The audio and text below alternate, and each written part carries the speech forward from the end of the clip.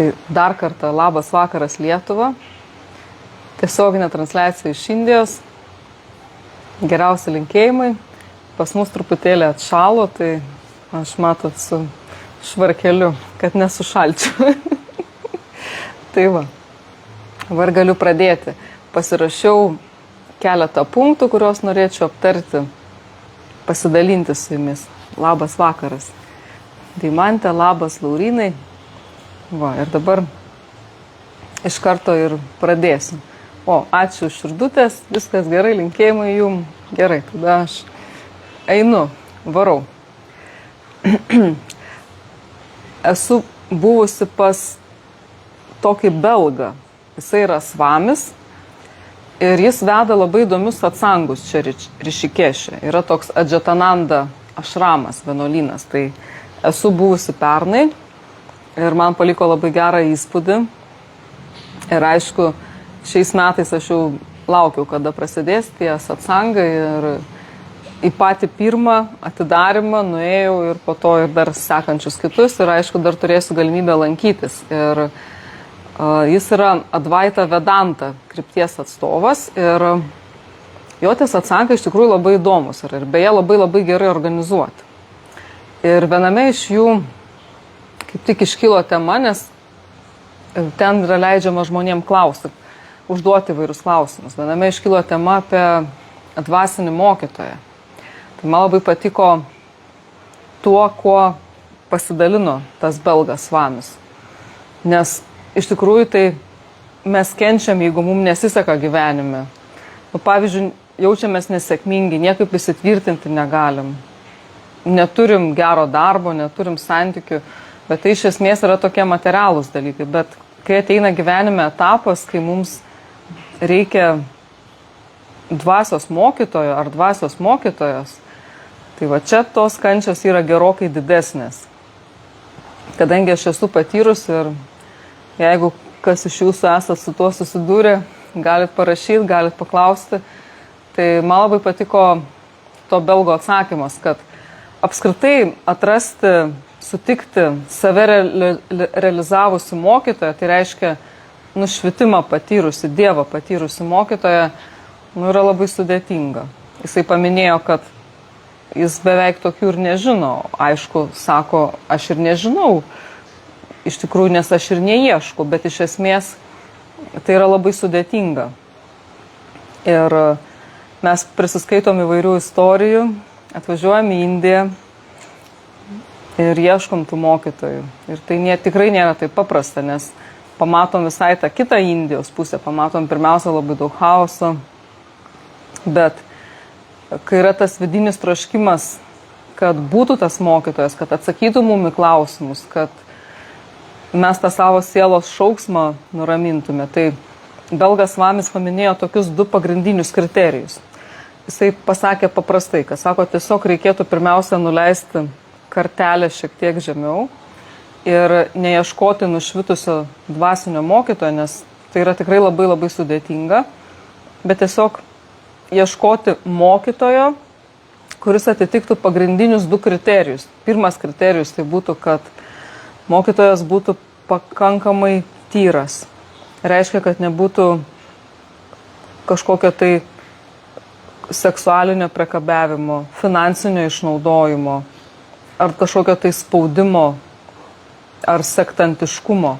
Nes jeigu tokie dalykai egzistuoja, tai jis paminėjo, kad tą pačią dieną turit susikrauti lagaminą ir važiuoti iš ten. Tai pirmas kriterijus mokytojui, kuris galėtų perduoti jums žinias, dvasinės žinias. Tai pirmas kriterijus yra, kad tas mokytojas būtų pakankamai tyras, kad iš tikrųjų jisai gyventų tuo, ką jisai kalba, ką jisai teigia. Ir antras kriterijus yra, kad jisai būtų tas, kuris geba perduoti mokymą, kuris geba labai gerai perduoti mokymą.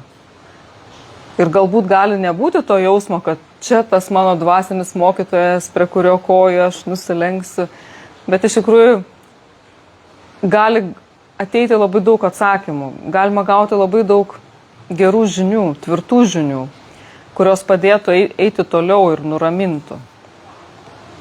Tai tiesiog tai reikia mums tik tai šiek tiek kartelę žemiau nuleisti ir pasistengti surasti tokį mokytoją, kuris geba labai gerai perduoti žinias. Pagrindinis kriterijus yra. Ir kaip Šriem, sakykime, sako, kad geriau jokio mokytojo negu blogas mokytojas, negu blogas guru, nes blogas guru jūs veda į niekur ir jūs tiesiog sugaišite labai daug laiko.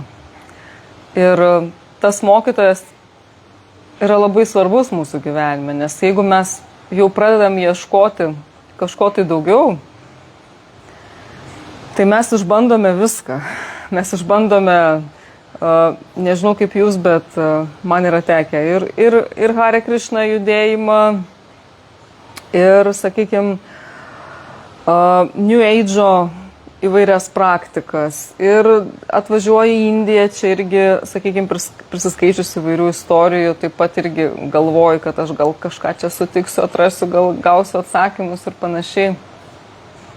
Ir tai yra toksai sumaišties etapas pačioje pradžioje, nes mes ieškome atsakymų, pradedam domėtis, pradedam praktikuotis, išbandom vieną kelią, išbandom antrą kelią, išbandom trečią kelią. Ir po to atsiranda labai daug sumaišties, nes vieni teigia A, kiti teigia B, treti teigia dar kitus dalykus. Ir iš tikrųjų tai yra normalu, kiekvieno ieškotojo kelyje tai pasitaiko. Ir man taip pat patiko to belgo Svami, pas kurį Satsangė buvau, pasakojimas, kaip jisai sutiko savo mokytoją. Jisai minėjo, kad tuo metu, kai jisai keliavo, jis tokio stipraus troškimo neturėjo, kad jis būtinai turi sutikti guru. Ir jisai pamatė savo mokytoją. Ir kaip ir sakė, kad tuo metu to troškimo, kad va čia žūtbūt turiu tą gurų, nebuvo pas jį. Bet kai jis mokytoją pamatė, tai kad po to sekė akimirka abipusio pripažinimo, atpažinimo. Jie vienas kitą atpažino, sekė po to tylos akimirka. Tai jo patirtis yra būtent tokia. Ir tada jisai pasakė, kad visiškai nesvarbu, kokį kelią jo mokytojas tuo metu būtų atstovavęs. Ar tai būtų Hare Krishna judėjimas, ar kažkoks tai budistinis judėjimas, kad kai įvyko tas atpažinimas, abipusis įvyko tarp mokytojo ir mokinio, nesitikint nieko, tai jisai suprato ir jam buvo aišku kaip 2x2, kad visiškai nesvarbu, kokį kelią atstovauja jo mokytojas. Jam būtų buvę visiškai tas pats. Tai va čia toks labai geras pavyzdys, kai mes esame toje sumaištyje. Mums negerai, mes ieškom, mes jau priėjom tą ribą, kai, sakykime, tas materialinis toks gerbuvis nėra tiek aktualus, ar ne, kad ten mes jau nebekreipiam dėmesio, kad ten ar tai darbas nepatinka, ar ten vieniši esam. Aišku, visa tai mus veikia, įtakoja, bet mums jau reikia kažko gerokai daugiau. Ir mes to ieškom ir gal kartais mes net nesuvokiam, kad mes to ieškom ir bent jau iš savo patirties galiu pasakyti, kad aš labai ilgą laiką aš nesuvokiau, kodėl aš taip kankinuosi, kam aš taip kankinuosi, kodėl ta kančia, iš kur jinai kyla. Aišku, iš pradžių atrodo, kad dėl visų tų materialių dalykų, kad ten man nesiseka įsitvirtinti, aš ten ar nesėkminga, ir taip toliau, gyvenimas nevyksta taip, kaip noriu, bet kai tu supranti, kad tu praktiškai visur negerai jautiesi, visur yra negerai, kažkas su tavim vyksta, tu negali paaiškinti, kas su tavim vyksta. Ir tada tu galvoji, kad čia būtent dėl šitų visų materialių dalykų, bet ateina laikas, kai tie daugmaž materialūs dalykai apsitvarko ir matai, kad yra kažkas daugiau, ko tu ieškai. Ir aišku, savaime suprantama, kad daug žmonių dvasinį kelią renkasi iš tos, aišku, ir sumaišties, ir kančios, ir nežinojimo, ką daryti. Atsakymų ieškojimo išbando vieną, būna, kad nusivilia ar ne, tada iš vis nieko nedaro arba vyksta netgi savotiškas kritimas žemyn, tai Kai kurie, sakykime, turi galimybę, kaip satsangė viena dalyvavusi amerikietė, keliauti, pavyzdžiui, metus laiko, sakykime, keliauti po Azijos šalis ir aplankyti įvairias tradicijas, tiek budistinės, sakykime, tiek vedantinės ir išbandyti viską. Ir po to galų gale sėdi jinai satsangė ir sako, tam svami užduoda klausimą, kad sako, aš nežinau, sako, kuris tas kelias yra geras, kurie iš jų sako tiesą. Tai va, būtent tada belgas pasidalino to pavyzdžių, kai pamatė savo mokytoją ir pasakė, kad jam tuo metu būtų buvę visiškai nesvarbu, kokį kelią jo mokytojas atstovauja, nes esmė jis sutiko savo mokytoją. Tai mokytojas guru ir yra tas, kuris tau perduoda tą teisingą mokymą. Kada tavyje atsiranda tas aiškumas, ta ramybė atsiranda. Tu gauni atsakymus, tu pagaliau nusiramini ir nustoji ieškoti. Vakam reikalingas tas mokytojas yra.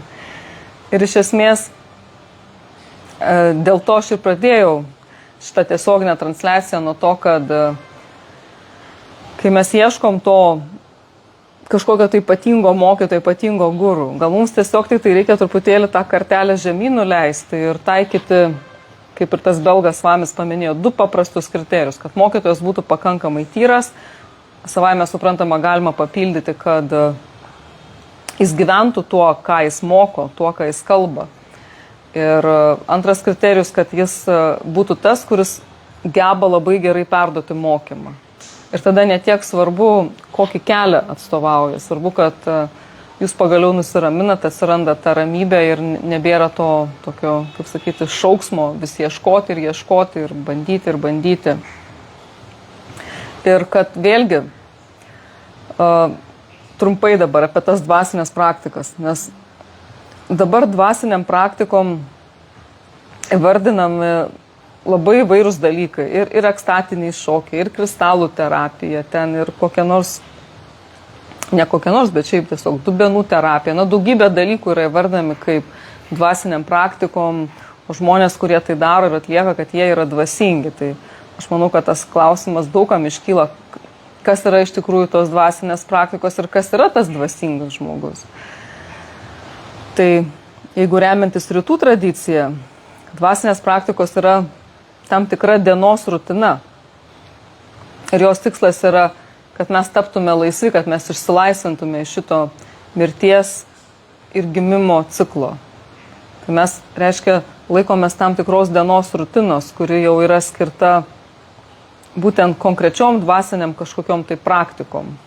Jos, sakykime, yra labai kažkokios tai struktūruotos, ar ne? Ir atliekamos, pavyzdžiui, kiekvieną dieną tuo pačiu metu, toje pačioje vietoje, tiek pat laiko, ar ne?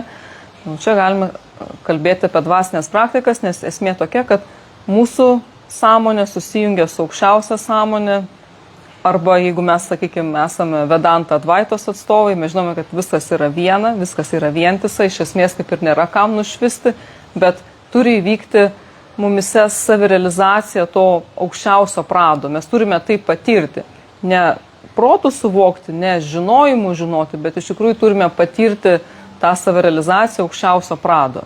Jeigu, sakykime, paimsim, kad ir kažkokia tai katalikiška srovė, tai pavyzdžiui, atsakant į klausimą, kas yra tos dvasinės praktikos, kas yra ta kasdienė dvasinė sadhana. Tai, sakykime, katalikui turėtų būti ar ne eiti sekmadienį į bažnyčią, atlikti išpažintį, priimti komuniją, tikriausiai būtų ryte vakare melstis, greičiausiai, arba turėti savo šeimos kunigą, laikytis Dievo įstatymo, švęsti religinės šventes.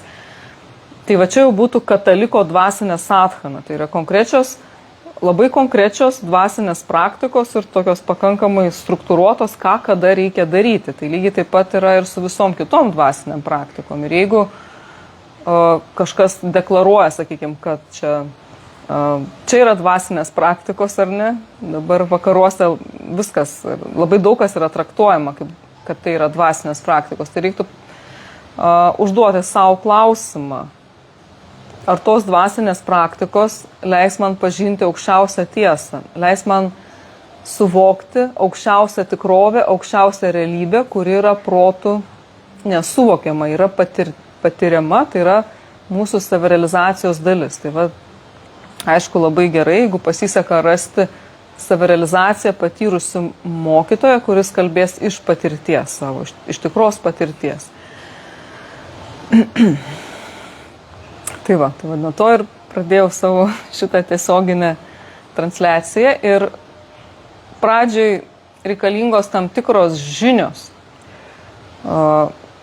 Tuo man patinka rytų tradicijos. Jeigu, sakykime, mes seksime Vedantos keliu, jis yra čatuštaja vadinamas, reiškia 4 dalių kelias yra. Ir pirma jo dalis yra, ko reikia laikytis. Jis vadinasi viveka. Viveka reiškia, mes turime turėti gebėjimą skirti. Reiškia, mes turime vadovautis intelektu ir gebėti atskirti tikrą nuo netikro, kas laikina, kas amžina yra, kas yra sąmonė, kas yra aukščiausia sąmonė. Nes laikini dalykai mums atneša kančią ir tas, kas yra amžina palaima. Tai dėl to, sakykime, jogai ar kiti dvasiniai ieškotojai, jų kaip tikslas nėra numeris 1, kad žūtbūt turi nušvisti, patirti nirvaną, samadhį, bet iš esmės jų dvasinės praktikos yra nukreiptos į išsivadavimą, į išsilaisvinimą, į būtent tos aukščiausios palaimos patyrimą, buvimą toje aukščiausioje palaimoje. Tai va. Tai vadinasi, mes turim pirmiausia išsiugdyti savyje įprotį, gebėti skirti, kas yra laikina, kas yra amžina. Nes kas laikinas, tada atneš kančias, visada anksčiau ir vėliau pasibaigs. Šitas pasaulis yra dualistinis, jeigu džiaugiamės, tai yra laikina, jeigu verkiam, tai yra laikina, turim pinigų yra laikina, neturim pinigų irgi yra laikina, kūnas laikinas, senėjimo procesas neišvengiamas. Tai dėl to turime telktis į tai, kas amžina. Ir jeigu, sakykime, renkatės kažkokį tai dvasinį kelią, dvasinį mokytoją, ar taip vadinamas dvasinės praktikas, tada reiktų iš karto atkreipti dėmesį, apie ką yra tos dvasinės praktikos. Ar ten yra pagrindas kažkokie tai materialūs, apčiuopiami dalykai, ar jos yra nukreiptos, kaip sužadinti tą gebėjimą, sakykime, atskirti amžiną nuo laikino. Ar ten yra kalbama apie susiliejimą su aukščiausia sąmonė, ar tos praktikos yra nukreiptos tai patirti ir susilieti, išsivaduoti, išsilaisvinti, patirti tą palaimą. Tai čia gali būti labai daug įvairių tradicijų. Ir antras toks punktas yra šito 4 dalių kelio, jisai vadinasi vairagija. Vairagija reiškia troškimų nebuvimas. Ir dabar kaip įdomu iš tikrųjų yra, nes jeigu paimsim visą tą New Age judėjimą, tai tie troškimai iš tikrųjų labai stipriai skatinami yra, nes daugybė įvairių coacherių, lektorių, įsijunkim Instagramą, YouTube'ą, Facebook'ą, visi kalba apie tai, kad reikia svajoti, materializuoti, prieš tai dar reikia svajoti, manifestuoti, tada materializuoti. Tokia seka yra. Ir įprastai man tai tenka matyti įvairius amerikiečių coacherius, lektorius, kurie labai daug kalba apie svajonės, manifestavimą, realizavimą. Iš esmės kalbama yra apie būtent laikinus dalykus, nes dažniausiai kalbama apie svajonių darbą, asmeninę tokią savirealizaciją, kad būčiau patenkintas, laimingas savo gyvenimu. Kalbama yra apie kažkokį tai gyvenimo būdą, sakykime, pavyzdžiui, turėti kažkokias ten pasyvias pajamas ir galėti keliauti. Pavyzdžiui, taip pat labai dažnai kalbama apie partnerystę, savo svajonių partnerystę, savo sielos partnerį, jeigu iš tikrųjų paklaus sielos antrą pusę, ar kaip ten sako, sielos porą. Nes iš tikrųjų, jeigu paklausysite, sakykime, tokių rimtesnių dvasinių mokytojų, jie vis pasakys, kad nėra jokių sielos porų. Tai neegzistuoja iš tikrųjų. Tai va, tai ten tiesiog pagrindė yra skatinamas laikinų dalykų įgijimas. Reiškia, reikia svajoti, vizualizuoti, ar ne, manifestuoti ir materializuoti. Toks tarsi prisimti Dievo funkciją.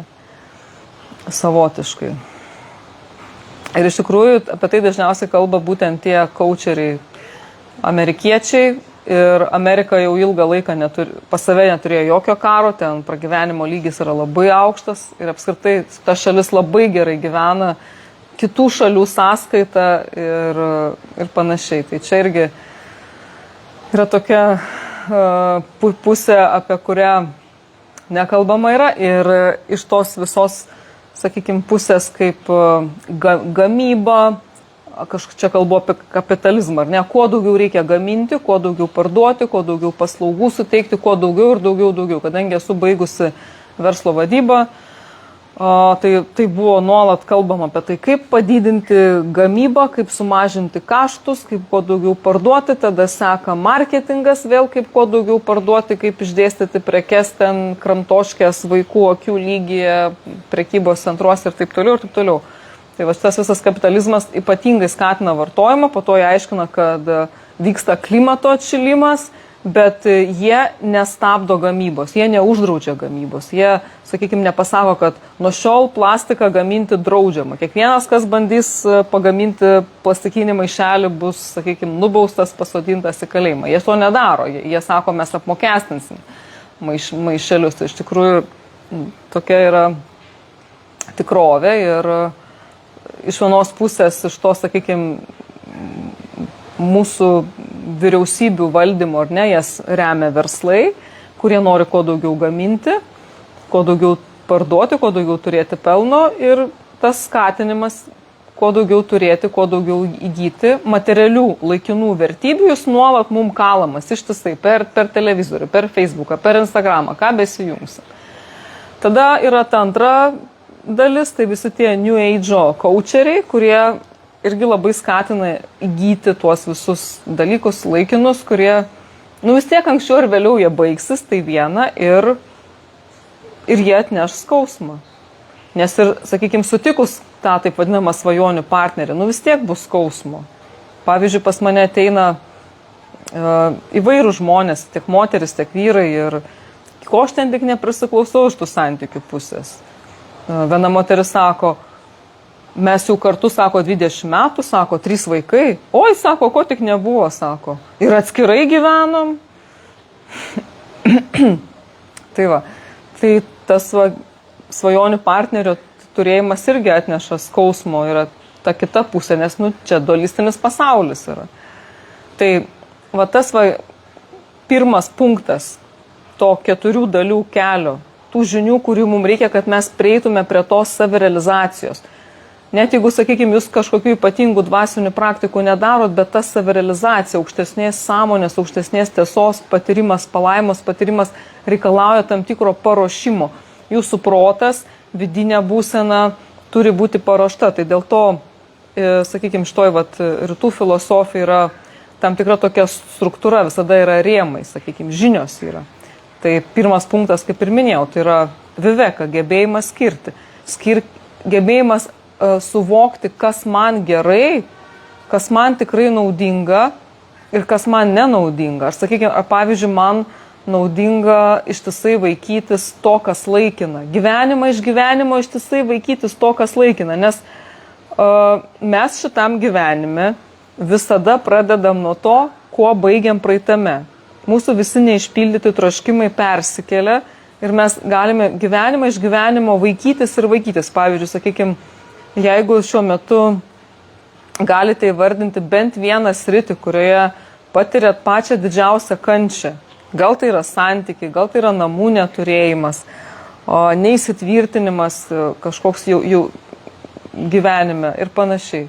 Kur jaučiat pačią didžiausią kančią.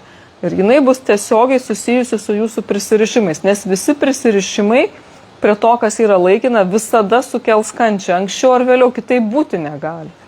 To dėsnio neįmanoma paneigti. Čia būtų tas pats, kas, jeigu aš turiu peštuką, dabar jį paleidžiu ir peštukas kristų šoktų aukštyn, bet ne žemyn dėl gravitacijos dėsnio. Tai va. Ir čia aš noriu pasakyti, kad čia nėra kalba apie tai, kad troškimus reikia ignoruoti, kad jų reikia neturėti, juos reikia slopinti. Čia nėra kalba apie tai. kalba yra apie sąmoningumą, gebėjimą, sakykime, pamatyti, kad, kaip tas belgas Svamis kalbėjo, troškimo nosis jau lenda.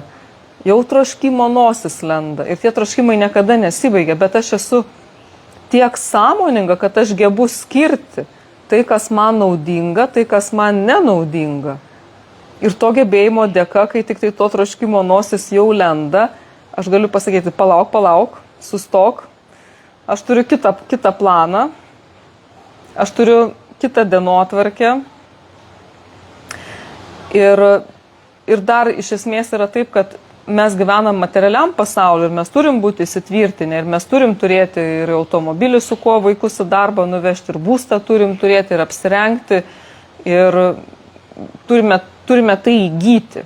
Bet esmė yra tokia, kad mes negalim laikytis to labai įsikibę, bet tas įsikibimas tai visų pirma yra prote.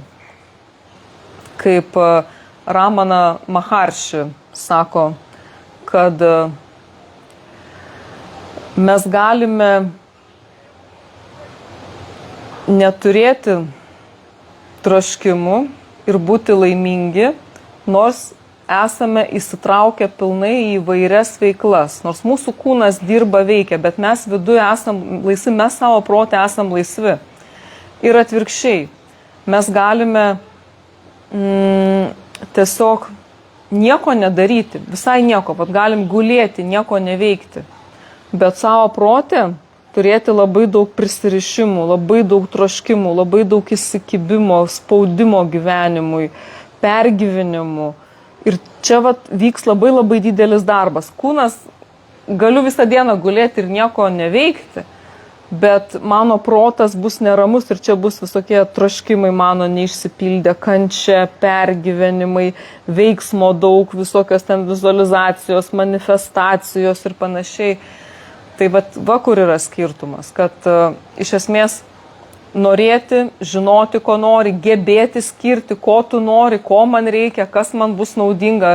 Vaikams reikia apsirengti ar ne, vaikams reikia pavalgyti, vaikus į mokslus išleisti. Tai čia yra gebėjimas skirti, reiškia, aš turiu įgyti materiją, turiu juos aprūpinti, tai yra gerai, tai yra vardan jų gerovės, tai aš gebu skirti.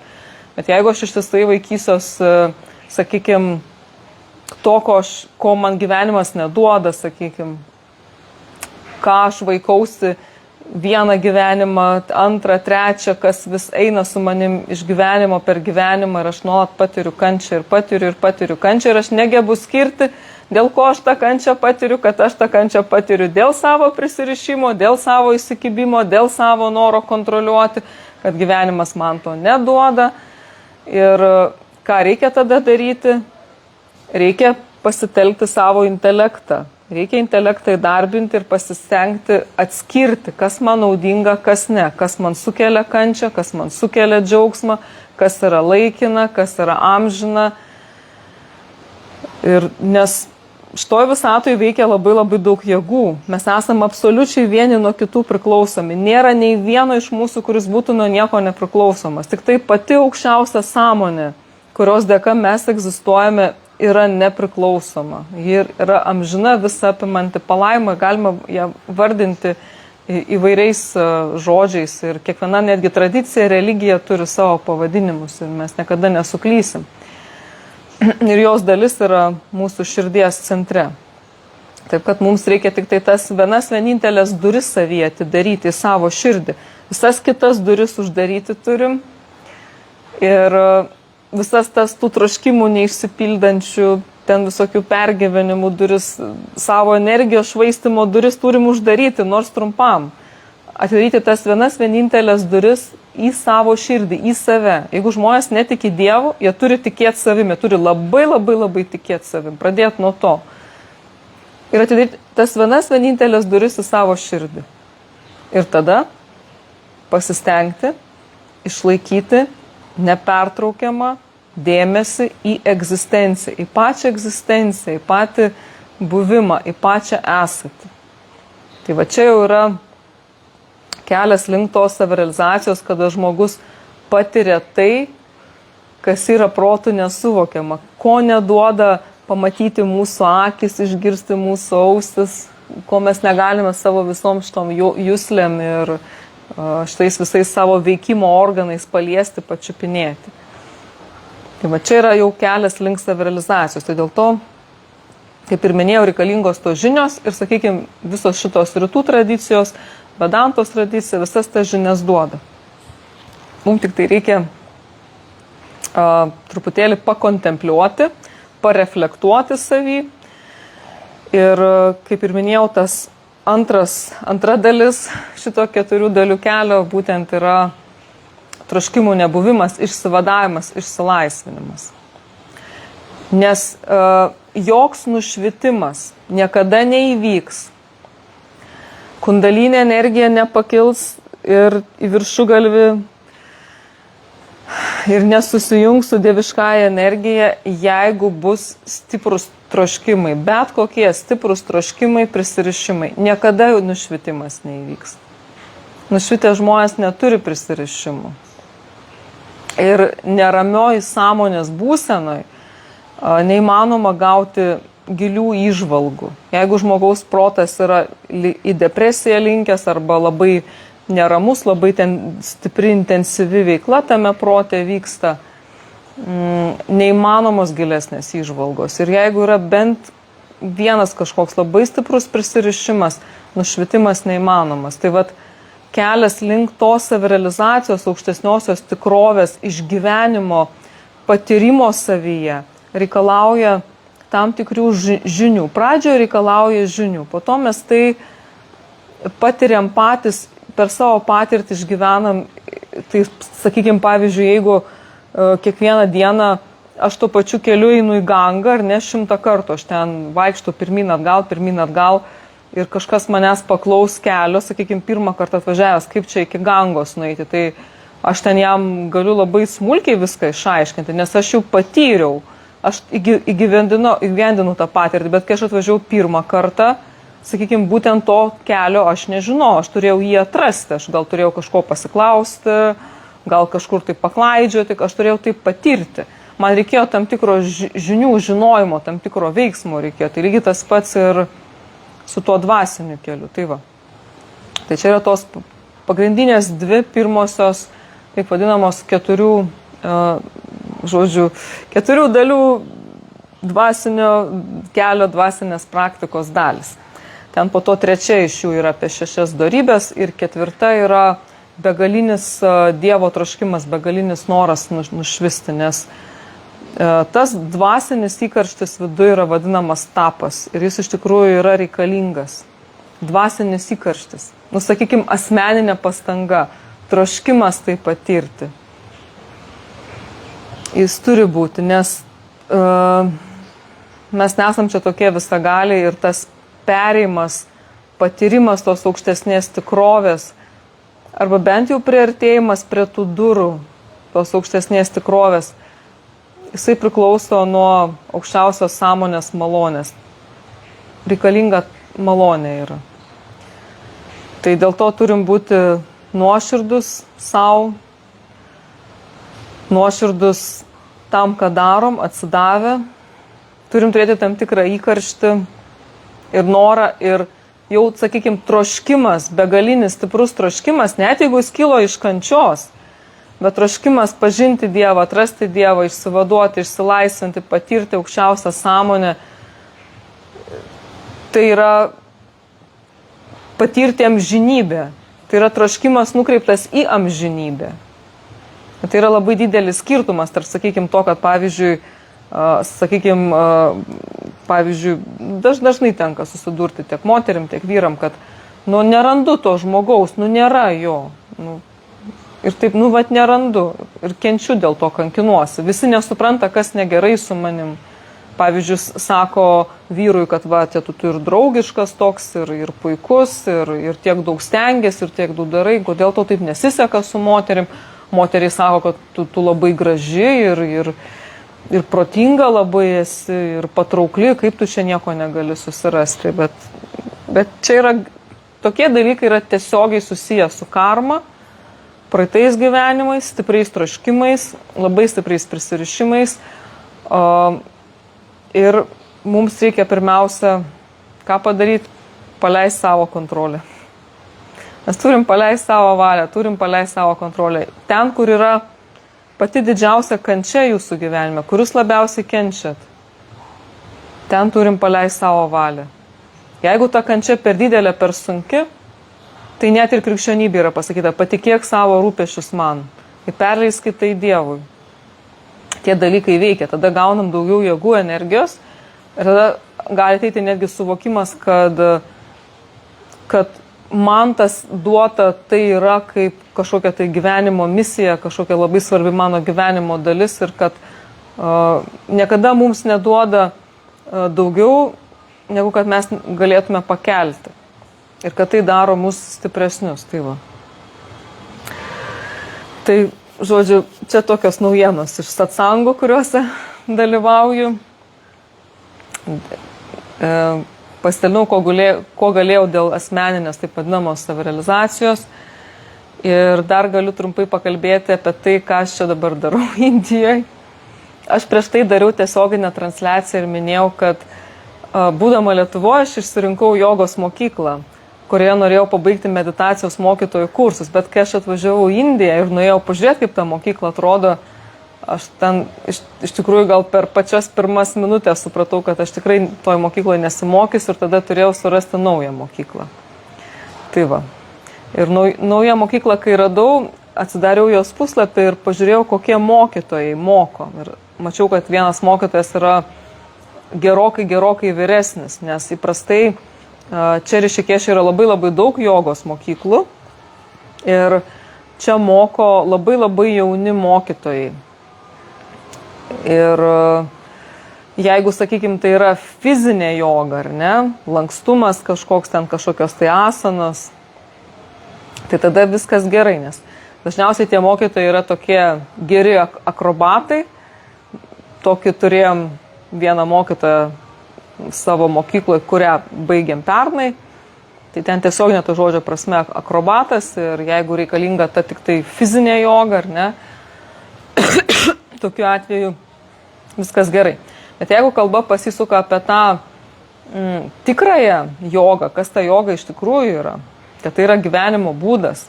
Jeigu kalba pasisuka apie filosofiją, sakykime, tą patį sanskritą, mantras, ir jeigu toje mokykloje yra tie tokie jaunučiai mokytojai, tada viskas jau tampa daug labiau komercializuota. Pernai aš iš tikrųjų po jogos mokyklos pasidalinau vienu video, kad tikrai rekomenduoju, jeigu, sakykime, norite atvykti į Indiją arba ieškote, kur čia tos jogos mokytis, kad tai yra tikrai geras variantas baigti jogos mokyklą čia.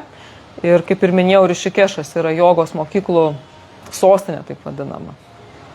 Tai iš tikrųjų aš šitų žodžių neišsižadu ir visiems tiems, kurie pradeda, kurie ieško arba kurie nori, sakykime, baigti jogos mokyklą ir tapti jogos instruktoriais, tai tikrai yra labai gera galimybė ir tokiu būdu pažinti ir Indiją. Bet čia, kaip ir minėjau, va, ta kita pusė yra, kad, sakykime, didžioji dalis mokytojų yra labai jauni ir tos mokyklos šiuo atveju yra komercializuotos, tai turite labai atidžiai rinktis. Tai va čia norėjau pakalbėti apie tą kitą pusę ir buvau nuėjusi pas savo vieną iš dvasinių mokytojų, moterį, kurią vadinu Vanamali, ir su ją kalbėjau apie tą visą globalizaciją, kaip aš ir rašiau vakar skelbime apie globalizacijos grimasas, kaip jos veikia Indijoje. Kad aš jai sakau, guru sakau, juk sakau, viskas labai pasikeitė po Bitlų, kai Bitlai atvažiavo ir Rišikešą, čia viskas labai apsistatė ir panašiai. Ji man atsakė, ne, sako, po Bitlų, sako, taip, sako, stipriai niekas nepasikeitė. Sako, viskas labai stipriai pasikeitė po jogos mokyklų statymo čia būtent. Aš sakau, vakariečiams, jinai sako, taip. Tai tiesiog, matyt, vietiniai suprato tokia, kad čia yra kaip aukso gysla atvažiuojančiams vakariečiams visos tos jogos mokyklos. Ir čia jų yra labai daug iš tikrųjų. Ir labai daug čia tų studentų. Tai ta viena pusė, kai reikia nuo kažko pradėti, tai tikrai yra gera ir tikrai yra verta čia atvažiuoti. Bet ta kita pusė yra, jinai vis tiek savy turi tos komercijos.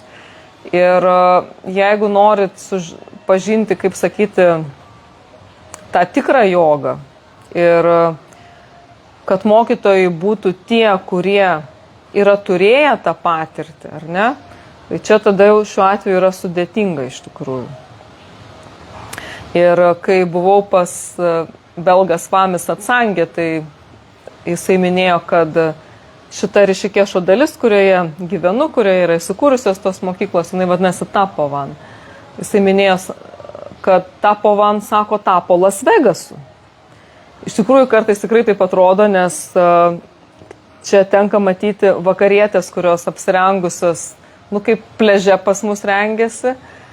Ir kad Indės irgi jau panašiai rengiasi. Ir ta globalizacija, to sakykime, labai stiprios statybos tokios naikina tą kultūrą. Ir tą patį minėjo belgas Svamis, kad ta kultūra, senoji kultūra Indijoje nyksta.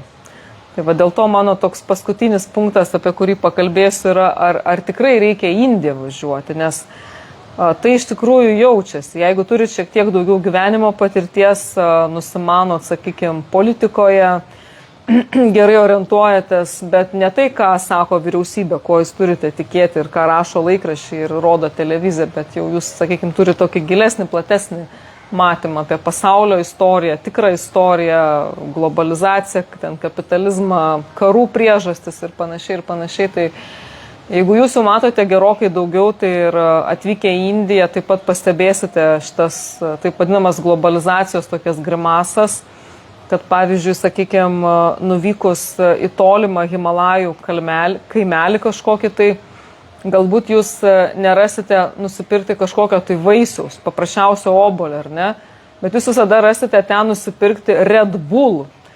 Arba, sakykime, einant į kalnus, pavyzdžiui, sutiksite 2 Indės, kurios vietoj to, kad neštųsi gertuvės ir piltų šviežią, švarų, gaivų, tekantį kalnų vandenį, nes jis ten tiesiog teka. Tu gali bet kada su gertuvė prieėjus prisipilti to gėlo skanaus vandens ir gerti iš karto. Gamtoje gerti, gali su rieškučiom semti tą vandenį ir gerti. Tai vietoj to, man pavyzdžiui, yra tekę matyti 2 Indės, kurios dalinosi tarpusavį Fanta. Žodžiu, ir net ir ten Himalajuose, sakykime, tose tokiose vietose yra tie visi plastikiniai buteliai ir ten tų šiukšlių pasitaiko. Aišku, ne tiek daug, bet yra. Tai va tos, sakau, globalizacijos grimasos, jos yra labai stiprios ir iš vienos pusės čia verslus indai labai greitai prisitaiko prie vakariečių, prie jų gyvenimo būdo. Ir, sakykime, bent jau ta vieta, kur aš gyvenu, tai čia yra pakankamai daug vakariečių, kurie netgi išmoksta čia gyventi ir net ne vienus metus. Ir jie visokius tokius renginius organizuoja, kur tokia maišyta publika dalyvauja, dalis indų, dalis vakariečių. Ten vyksta kažkokie, sakykime, ekstatiniai šokiai. Tokia kažkokia laisva tokia programa tokia, ar ne? Kažkam gal tai dvasinės praktikos, kiekvienas aišku renkasi. Tai va dėl to tas belgas Svamis neveltui paminėjo, aišku, vyksta ir labai netgi trankus tokie vakarėliai. Tai neveltui paminėjo, kad būtent šita dalis Rišikešo yra kaip Las Vegasas. Tai va, ir netgi nuvykus, kaip ir minėjau, tolimesnės, atokesnės vietas, taip pat tas globalizacijos grimasas matai ir jeigu domitės tą tikrąją senąją Indijos kultūrą, jeigu domitės senosiomis dvasinėmis tradicijomis, tai tikrai suprasite, kad ta visa, sakykime, globalizacija, komercializacija, visos šitos, sakykime, jogos mokyklos, taip, tai yra ta tokia, savotiškos tokios grimasos yra viso šito vyksmo, kuris vyksta visam pasaulyje ir aišku, jis Indijos taip pat neplenkia. Aišku, yra gaila. Ir netgi kartais pagalvoju, kaip aš norėčiau pamatyti Indiją, sakykime, kokia jinai buvo, pavyzdžiui, galų gale net ir Britų, sakykime, kolonizacijos laikotarpiu arba po Britų kolonizacijos laikotarpiu. Nes kai tenka skaityti įvairių dvasinių mokytojų pasakojimus, tai tu supranti, kad buvo daugiau tos tradicijos, buvo tie mokymai. Ir kaip, sakykime, mūsų jaunas šitos mokyklos, kur mokausi, mokytojas sako, kad nebuvo tiek statybų, sako čia. Ir sako, žmonės dirbdavo darbus ir kartodavo mantras. Ir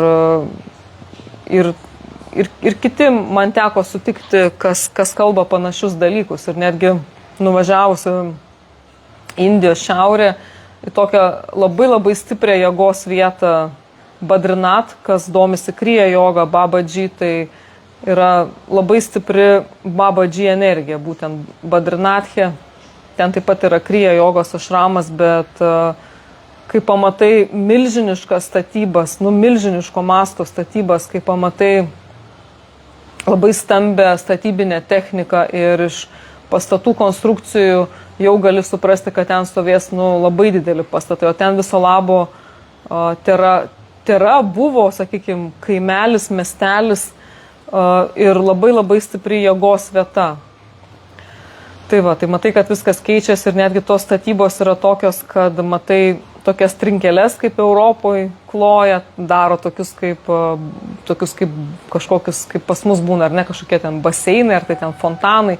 Tiesiog gali nuspėti iš to, ką matai ir taip pat matai, kad tos statybos užtruks ne vienerius metus ir aišku, tas triukšmas visas ir panašiai. Tai kai atvažiavus iš vakarų, kur pas mus tai yra labai jau stipriai įsigalėję, įsitvirtinę ir visą tai matai Indijoje, tai tikrai savotiškai graudu yra.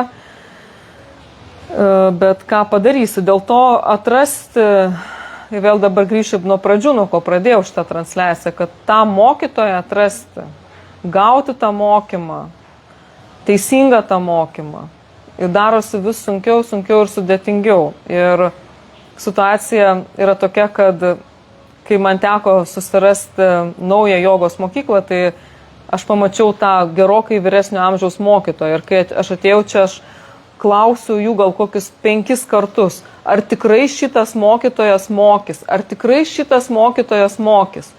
Dabar mes turim savo senuką mokytoją, kuris iš tiesų turi tas patirtis ir iš jo tai labai jaučiasi ir tu supranti, kad jis kalba ne iš vadovėlio ir šalia jo sėdi ir medituoja ir jau matai, kad kažkas vyksta, ko tu anksčiau nepatyrei.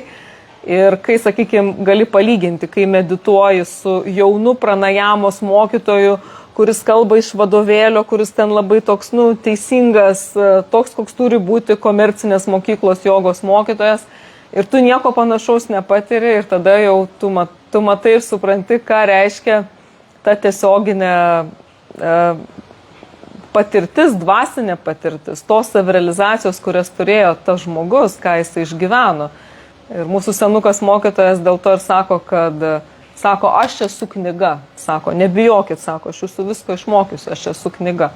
Tai man pasisekė, kad šiame kurse, šitoje mokykloje mes esame tik dviese, aš ir mergina iš Danijos. Tai netgi ta mergina susirgo, tai aš turėjau galimybę su mokytoju iš vis akis į akį sėdėti, iš tikrųjų ir uždavinėti klausimus, į kuriuos jis mielai atsakinėja, kaip palyginus, sakykime, tuo tarpu jaunutis pranajamos mokytojas jau viena koja klasėje, kita koja tu jauti, kad jis kažkur kitur, sako, jeigu turėsit kažkokių abejonių, mes jas kitoj pamokoje išsiaiškinsim ir matai, kad jis jau kažkur pasiruošęs yra lėkti, bet kaip ir taip, aišku, jisai stengiasi ir atsakyti iš visus klausimus ir parodyti, bet patį pagrindinį dalyką matai, kad tas jaunutis pranajamos mokytojas, jis nėra turėjęs šitų patirčių, šitų dvasinių patirčių, šitų įvairių dvasinių savirealizacijų. Tai čia viskas, ką kalbu, yra labai labai susiję. Ir labai svarbu, nes, sakykime, daugybė žmonių pabaigę mokslus čia važiuoja į savo šalis ir mokymus veda, ar ne? Tai tie dalykai yra svarbus ir kam aktualu, tai aš mielai dalinuosi šitą informaciją dėl jogos mokyklų ir panašiai. Ir bent jau, sakykime, pati asmeniškai, ką supratau, kad Tai jau yra paskutinė mano jogos mokykla ir tiesiog labai pasisekė, kad turiu tokią galimybę tiesiog iš mokytojo mokytis ir sėdėti šalia jo ir perimti tam tikras jo patirtis ir gauti kitokį truputėlį mokymą nuo to, kaip įprastai moko jogos mokyklose, nes jis net yra pasakęs, kad sako, aš mokinsiu jūs pranajamos, nes aš, sako, nepasitikiu tuo, ką kalba tie kiti mokytojai. Jis turėjo omeny tuos visus kitus jaunus mokytojus, taip kad dabar mokausi labai daug, keliais frontais ir tuos pačius dalykus ir pas jauną mokytoją, ir tuos pačius dalykus pas mūsų senuką mokytoją. Ir tai, ką pasirinkau, yra kundalini tantra meditacijos mokytojų kursai. Tai ateityje dalinsiuos informaciją įvairiais trumpais video apie tai, kas iš tikrųjų yra kundalini joga, kas iš tikrųjų yra tantra, nes šita sritis yra labai stipriai iškraipyta vakaruose. Mūsų kraštas, mūsų Lietuva tikrai yra neišimtis. Tai čia dabar tik tai tiesiog ateities klausimas. Dar turiu grįžti į Lietuvą ir turi šiek tiek laiko praeiti, tai mielai dalinsiuosi apie tai.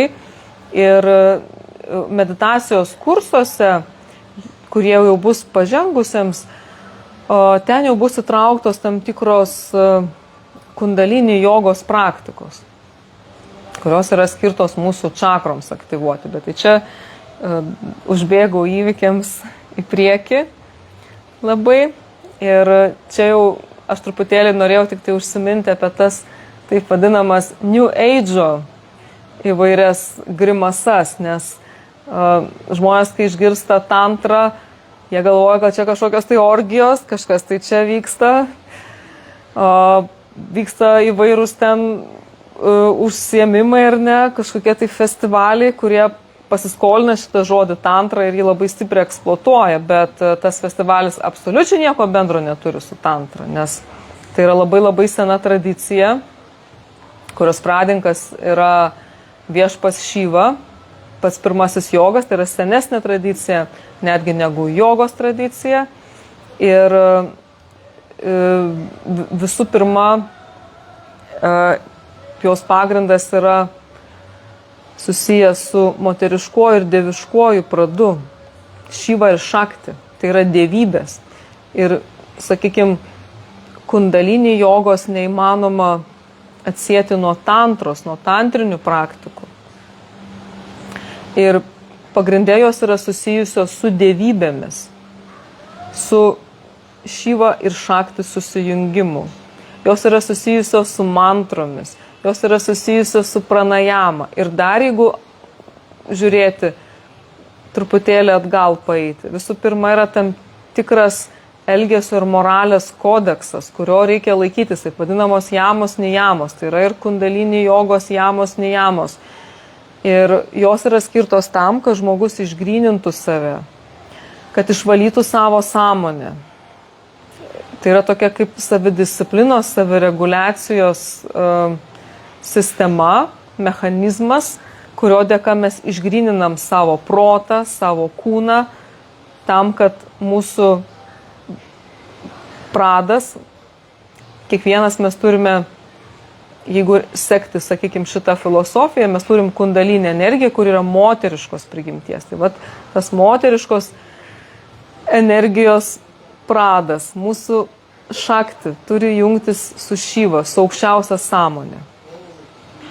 Tai kad prieiti iki to yra pakankamai irgi ilgas kelias ir pasiruošimas, reikalingos tam tikros žinios, reikalingi mokytojai.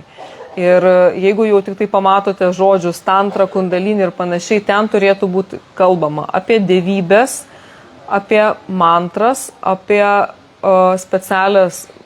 specialią pranajamą skirtą toms energijoms sužadinti, asanas, ir labai svarbu, kad ten būtų dvasinis mokytojas, kad būtų atstovaujama kažkokia tai konkreti linija, mokytojų mokinių seka, kad būtų įvardinamas tas mokytojas ir Čia jau yra tiesiog dvasinės praktikos, bet ne kažkokios tai New Age'o, ten įvairios ten, kaip būna, sakykime, kažkokie ekstatiniai šokiai įvardinami kaip tantra, nu ir panašiai.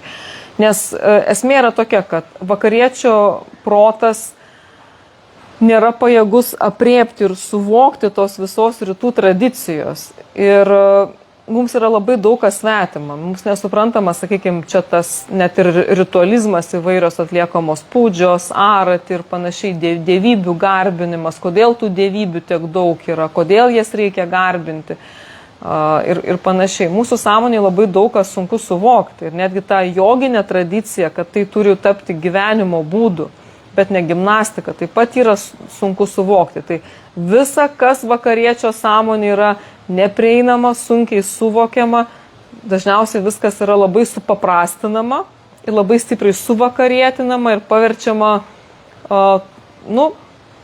tuo, ką mes ir turim, sakykime, ekstatiniai šokiai, ten kažkokios tokios įvairios ten terapijos, sąmoningas kvėpavimas. Iš vienos pusės tai nėra blogai, nes ieškantis žmogus turi nuo kažko pradėti, jis turi žengti tą pirmą žingsnį. Kažkoks tai tas pirmas žingsnis tai turi būti, bet jeigu mes paimsim, iš kur visa tai atėjo, kodėl taip susiformavo, mes tada atsakymus rasime būtent rytų filosofijoje, nes tiek psichologija, tiek psichiatrija yra labai labai daug ką pasiskolinusi iš joginės tradicijos ir panašiai. Tai va. Ir paskutinis punktas yra, kurį pažymėjau, nes aš jau labai išsiplėčiau, ar reikia į tą Indiją važiuoti. Tai va, tai kadangi prieš tai kalbėjau apie tas globalizacijos grimasas, kurių neįmanoma nepastebėti, ir kad tas senasis mokymas nyksta, ir kad yra galimybė gauti žinias, tiesiog tik reikia atrasti tinkamą mokytoją, kuris gebės tas žinias tinkamai perduoti. Ir tas mokytojas, jis gali būti bet kur iš tikrųjų, bet kokioje šalyje gali būti tas mokytojas. Dar taip pat labai noriu padėkoti visiems, kas žiūrit ir kas rašot komentarus. Aš visus matau ir labai labai ačiū jums. Tai tik truputėlį nukrypau. Ir esu savo ir anksčiau video minėjus, kad važiuojant į Indiją reikia turėti tikslą. Aš tikrai labai rekomenduoju, nes daug kas keliauja į Indiją, matomi vairūs jogos mokytojai keliauja ir ne, po to dalinasi Facebook'e, bet aš negirdėjau iš tikrųjų, kad tie žmonės kalbėtų apie tas visas blogas patirtis, nes su kuo, pavyzdžiui, dažniausiai tenka susidurti, kad kažkas vyksta su sveikata, tai persišaldymas koks nors, tai ten, pavyzdžiui, dabar ta mergina Danė susirgo su temperatūra, jai reikėjo 3 ar 4 kartus važiuoti į ligoninę, nes paaiškėjo, kad čia kažkoks tai virusas, čia yra jos pirmas kartas, aš žinau ir daugiau tokių atvejų, kad žmonės pirmą kartą atvažiuoja, susirga ir guli viešbutyje ir negali niekur važiuoti, niekur dalyvauti, kur buvo suplanuota ir panašiai. Tai va, arba, sakykime, pernai aš kai grįžau iš Indijos, tai man reikėjo kokių 2 mėnesių, kad aš atsigaučiau, aš nesupratau, kas su manim darėsi. Labai silpna buvo, be galo silpna buvo ir viską turėjau daryti per jėgą. Ir tas patirtis matau tų vakariečių, kurie supa mane, su kuriais pernai susidūriau, su kuriais šiemet susidūriu. Tai pirmiausia, ta kelionė nėra lengva, jinai atsiliepia sveikatai. Net ir, sakykime, keliavimas iš vienos Indijos vietos į kitą vietą, jis yra sudėtingas. O sakykime, mes kai čia keliavom kalnais, tai, kaip tyčia sėdėdavom autobuso gale. O tie autobusai tokie be amortizatorių, tokie seni ir gale visą laiką labiausiai krato. Ir kartais taip pašokdavom iki lubų, kad, taip, net toks, kad atrodo, kad nors neužsigavai, nesusitrenki, bet nuo to viso nuovargio, nuo to viso keliavimo, tu jau tau net silpna tiesiog nuo to, kad tu pašokai ten iki tų lubų. Tikrai labai būna tokiu atveju, kad daug jėgų atima. Tai vat įvairios sveikatos problemos, sveikatos reikalauja tas atvykimas, atvažiavimas į Indiją. Po to įvairūs tokie visokie nenumatyti, netikėti atvejai, kurių tikrai visada bus. Po to kažkoks tai nesusišnekėjimas, nesusikalbėjimas su vietiniais, nuo pačių paprasčiausių dalykų, ten sakykime, gal kažkas atiduos gražą suklijuotą pinigą, kurio tu po to niekur atiduoti negalėsi. Kažkokie tai įkyrus prekeiviai arba įkyrus išmaldos prašytojai. Visada susidursi su tuo, kas nėra malonu, kas erzina, kas nepatinka, kas ne pagal planą. Po to, sakykime, turėsi išmokti nieko neveikti, nieko nedaryti, jeigu kažkas ne pagal planą, jeigu kažkas vėluoja. Tokių daugybė trikdžių yra. Jeigu keliaujat ne vienas, sakykime, tai bus įdomių santykių išbandymų, visko bus. Jau kadangi man, pavyzdžiui, tas trečias šį kartas yra, tai jau turiu pakankamai tokios labai įvairialypės patirties ir tokių netgi kartais tokių atrodytų tragikomiškų situacijų. Ir įskaitant ir santykius, ir tą patį keliavimą, ir nuovargį, ir visų kažkokias tai sveikatos problemas ir panašiai. Tai taip, tai čia yra šita tokia sudėtinga pusė ir dėl to taip iš Lempos į Indiją tikrai nereiktų važiuoti. Būtų labai gerai turėti tikslą. Man galbūt, sakykime, toks kvailas tikslas buvo važiuojant pirmą kartą vardant savo antrosios pusės, kad galbūt jam kažkoks įvyks persikeitimas jo viduje, aišku, jisai ir įvyko, bet buvo vis tiek labai daug sudėtingų situacijų. Taip pat buvo toksai kvailas dar Babadžį pamatyti, Babadžį avatarą sutikti, prisiskaičius visų knygų ir antrą kartą irgi visur keliavau šito noro apimta ir kai pernai Lechė, atsimenu, mes važiavom motociklu ir buvo taip šalta, aš galvoju, kad nežinau, kaip aš išgyvensiu ir tiesiog atsidaviau ir pradėjo snigti tuo metu, lietus perėjo į sniegą ir mes važiavom tol, kol motociklas nukrito. Tai man tada atrodo, kad aš jau Babadžį jau matau, grįžus atgal į viešbutį, kad jau matau Babadžį. Žodžiu, šis visas toks, sakau, ir iššūkių kupina, ir sveikatai atsiliepia, ir santykiam, jeigu keliaujat ne vieni. Ir labai daug tokių vyksta stiprių, didelių patirčių. Aišku, čia yra ir dar susijęs su karma, nes ne visi į tą Indiją atvažiuoja, ne visiems leidžiama atvažiuoti. Dar visokie lenda kažkokie praeitų gyvenimų dalykai, vyksta kažkokios tai stiprios savirealizacijos, tai dėl to taip iš Lempos važiuoti, bet tikslo važiuoti tikrai nepatariu. Jeigu nėra grynumo, aiškumo, kodėl turėčiau važiuoti, irgi nereikia važiuoti. Jeigu ieškote tikrai kažkokių tokių stipresnių, gilesnių patirčių, tai reiktų namų darbus padaryti, sakykime, gal kažkoks, sakykime, ašramą norit aplankyti, gal kažkokią šventą vietą norit aplankyti, tai jau reikėtų padaryti namų darbus, susirinkti visą informaciją, išsiaiškinti, kas ir kaip. Ir kai ta kelionė turės tikslą kažkokį, tai net jeigu tokį kaip mano, sakykime, sutikti Maha. Tai dabar tęsiu toliau tiesioginę transliaciją, nes reikalas tas, kad šiandien kaip tyčia jogos mokykloje, čia yra tokia viešbučio didelė teritorija, antroje dienos dalyje Wi-Fi ryšys nebeveikia. Aš turiu indišką telefono SIM kortelę, kuri dieną duoda 1,5 gigabaito, bet aišku, to yra per mažai tiesioginiai transliacijai. Ir tai va. Dėl to mano tiesioginė transliacija nutrūko, nes pasibaigė mano dienos gigabaitų limitas ir šiandien kaip tyčia antrą dienos dalį mes neturime Wi-Fi ryšio. Čia visą laiką kažkas vyksta. 2 naktis iš eilės šalia mano tiesiog lango vyko didžiulė vestuvių šventė. Labai triukšminga. Teko eiti miegoti kitur. Gerai, kad turėjau kur išeiti. Po vestuvių sekančią dieną vyko kažkoks tai techno vakarėlis, žodžiu. Vėl teko eiti mėgoti kitur, žodžiu. Ir anksti labai ryte grįžti į mokyklą. Tai kokios nors statybos vyksta tokios, kur triukšmas, beprotiškas.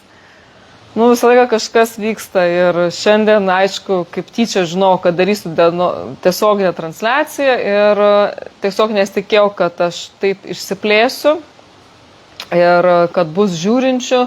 Ir aišku, nutiko tas, kas ir turėjo nutikti, pasibaigė gigabaitai ir nutrūko tiesioginė transliacija. Tai va. Tai ačiū visiems, kas iš naujo prisijungė. Aš tęsiu toliau ir prieš tai buvusioje tiesioginiai transliacijoje aš užbaigiau tom, kad kartais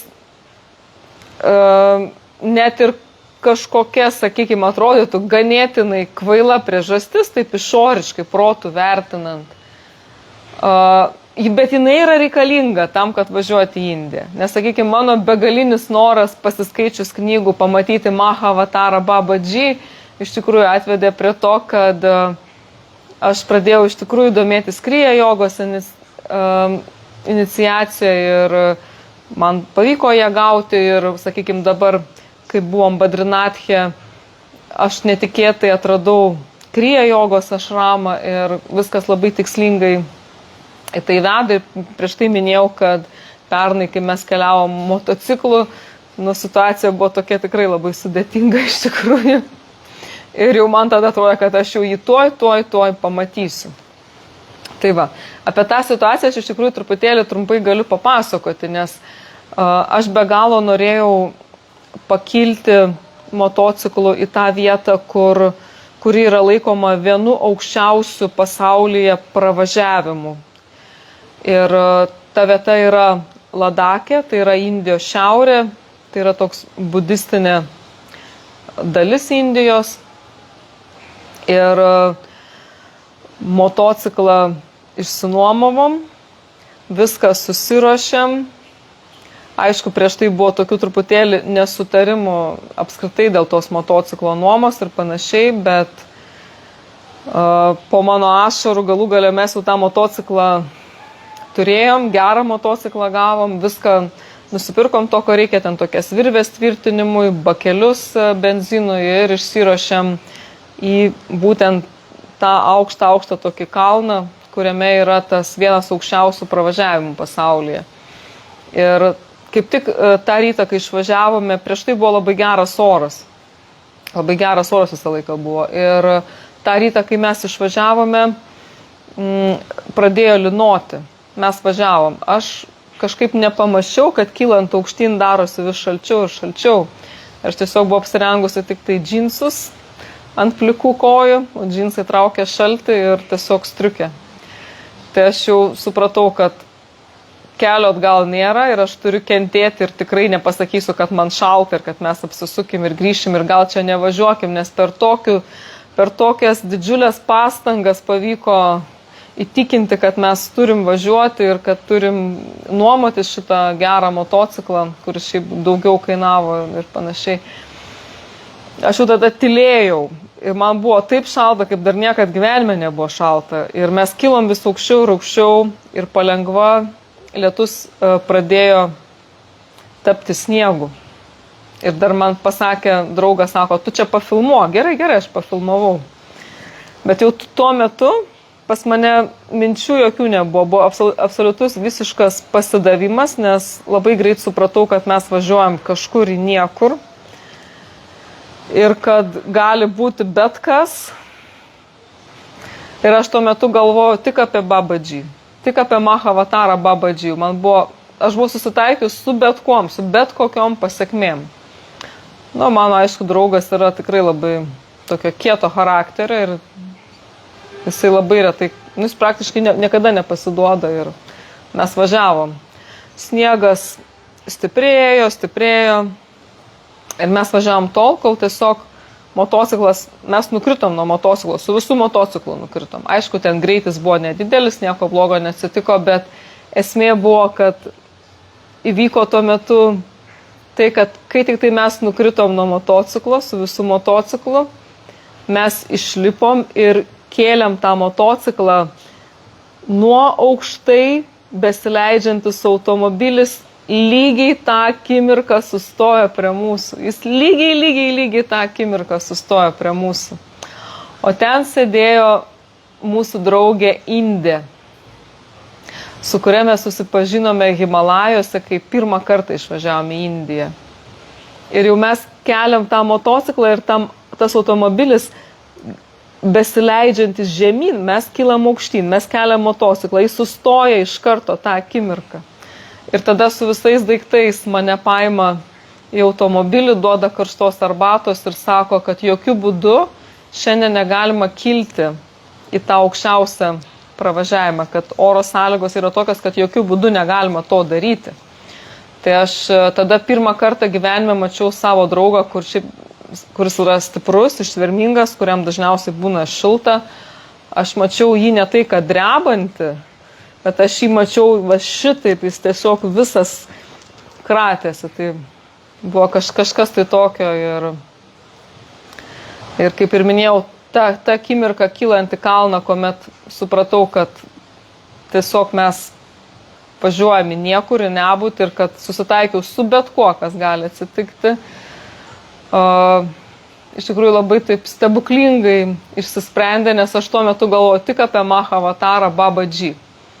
Tai va, tai šitos tiesioginės transliacijos antra dalis yra tokia, kad reikia turėti tikslą, jeigu jūs važiuojate į Indiją, kad iš lempos geriau nevažiuoti. Ir net jeigu tas tikslas toks, sakykime, atrodytų kvailas ir vaikiškas, toks kaip mano, prisiskaičius knygų, prisiskaičius istorijų, galvoti, kad aš kaip nuvažiuoju. Atsiprašau, čia vėl Indija ir vėl bandė sustabdyti mano tiesioginę transliaciją. Tai va, tai mano toks, kaip sakyti, kvailas noras, atrodymas, įsivaizdavimas, kad aš sutiksiu Mahavatarą Babaji, kur iš tikrųjų čia vietiniai gyvenantis nesutinka tiesiog jogų, kurie turi galių, kurie gyvena aukštai kalnuose ir labai nenoriai nusileidžia žemyn arba tiesiog iš vis to vengia. Tai kad net vietiniai ten gyvenantis nesutinka paprasčiausių, ne tai kad paprasčiausių, bet jogų turinčių tam tikrų galių. Jie nesutinka, kaip galiu aš vakarietė atvažiavus iš kažkokios tai Lietuvos į Himalajus ir, sakykime, keliaujantį eilinį treką, kurio praeina labai daug žmonių kalnais sutikti Mahavatarą Babaji. Bet iš tikrųjų, kaip ir minėjau, kad tai pakreipė mane labai teisingų kelių. Aš iš tikrųjų atradau kriya jogą, aš supratau, kokiai hebrai aš priklausau, iš kokios hebros aš esu, kad tai lydėjo mane praeituose gyvenimuose, man tapo tai akivaizdu. Taip pat gavau kriya jogos iniciaciją. Aš supratau, kodėl pagaliau aš čia tiek laiko kankinausi, nesuprasdama priežasties, kodėl aš kankinuosi, kas su manim negerai yra. Tai va. Tai šiaip jeigu taip rimčiau kalbėti, jeigu ruošiatės į Indiją, tai tada turėkite tikslą, apie tai esu minėjus ne kartą.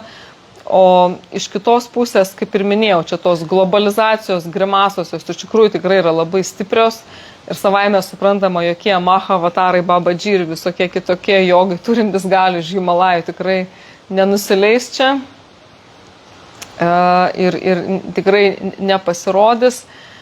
Tai va.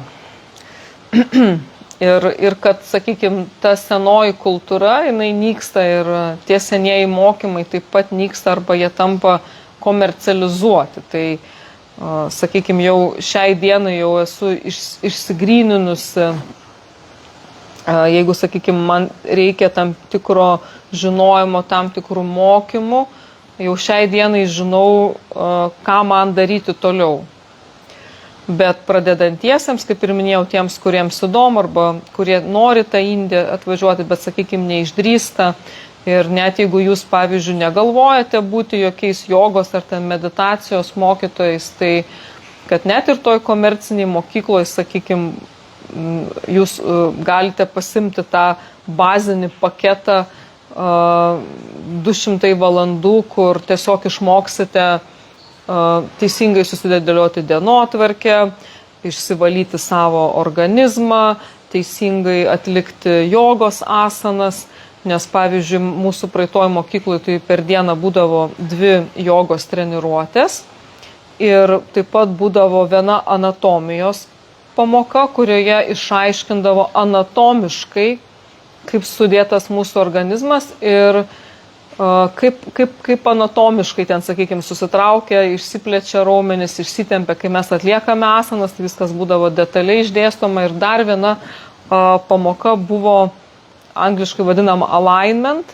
tai buvo jos esmė apie tai, kaip, sakykime, jeigu aš vienos ar kitos asanos negaliu atlikti, kokie gali būti pritaikymai man, kad aš galėčiau atlikti, nes, sakykime, ateina įvairaus amžiaus žmonės, turintis kažkokių tai, ar tai kažkokių tai skausmų, ar tai dar kažkokių problemų, bet jie nori, sakykime, daryti jogos asanas, tai vat, šita taip vadinama pamoka yra skirta kaip pritaikyti, jeigu žmogus negali tos asanos daryti, kaip ją pritaikyti, kad jis galėtų ją daryti pagal save, pagal savo kūną ir apskritai netgi, sakykime, kaip teisingai tą asaną atlikti. Tai tuo metu aš aišku iš karto supratau, kad iki to laiko tos jogos asanas, kurias aš dariau, kurias aš išmokau lankydama jogą Lietuvoje, kad aš viską darau blogai, labai greitai supratau ir gavau tiesiog tokį labai išsamų instruktažą ir tokias nuorodas, kurie linkme reikia keliauti, net jeigu aš noriu, sakykime, jogos asanas daryti. Tai va. Tai, sakykime, merginom, kurios vienos nenori keliauti, nedrįsta, kuriuom nedrąsu, jogos mokykla gali būti tikrai labai gera išeitis, nes ten užsimezga pažintis, draugystės, jogos mokyklą baigę studentai kartu susidraugauja, jie kažkur keliauja ir viskas tampa gerokai paprasčiau, nes jogos mokykloje yra globa, visi labai rūpinasi tavim, net jeigu kažkokios sveikatos problemos nutinka, taip pat labai yra rūpinamas ir, sakykime, šiuo metu, kaip ir minėjau, turiu kolegę Danę, kuris susirgo ir mūsų jogos mokytojas kiekvieną kartą ją lydi į ligoninę, pasirūpina, kad jinai turėtų ką pavalgyti ir, sakykime, šiuo metu dabar kaip tik pas ją tvarko kambarį, ten keičia visą patalynę ir aišku, jogos mokytojas dalyvauja, viską prižiūri, nes ji čia porą dienų karščiavo, tai savaime suprantama, kad visus tuos pakeitimus jos kambarį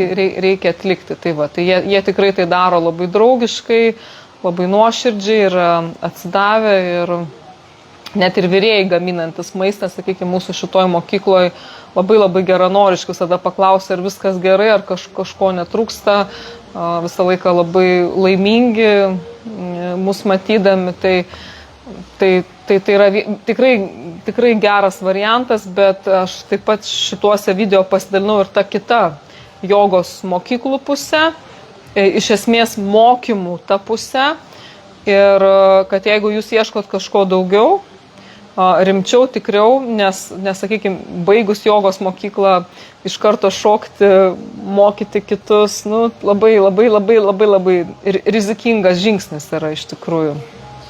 Tai va.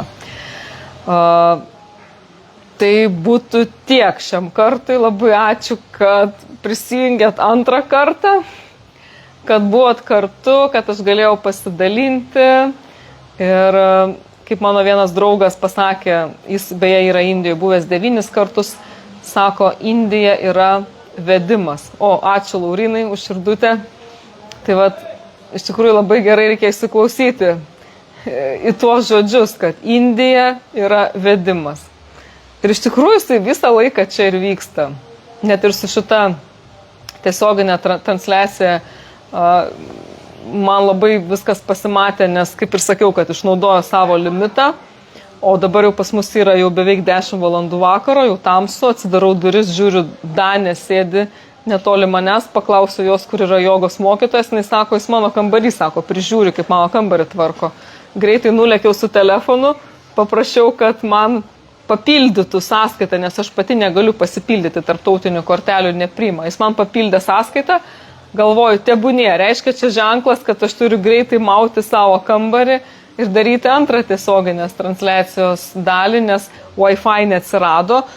Beje, dabar ką tik dingo elektra, čia šviečia pas mane kita lempa, bet čia yra generatoriai, sakykime, kavinės turi generatorius, kai čia laikas nuo laiko dingsta elektra. Ir kai jinai dingsta, tai pavyzdžiui, kai kavinės turi generatorius, jie turi galimybę ten kažkiek tos elektros turėti ir gauti. Tai lygiai taip pat čia ir pas mane viešbučio kambarį, bet žinau, kad jeigu šita pusė užgeso, viskas elektra dingo. Tai dabar nėra Wi-Fi, nėra elektros, žodžiu. Ir, čia yra indė, žodžiu, čia yra vedimas. Tai va. Tai labai ačiū ir tada iki kitų kartų. Iki geros dienos visiems, gero artėjančio savaitgalio, nes ketvirtadienis jau yra mažasis savaitgalis, nuo penktadienio jau galima traktuoti kaip, jau didesnį savaitgalį. Tai va, visiems gero savaitgalio ir sveikatos ir viso ko geriausio. Iki.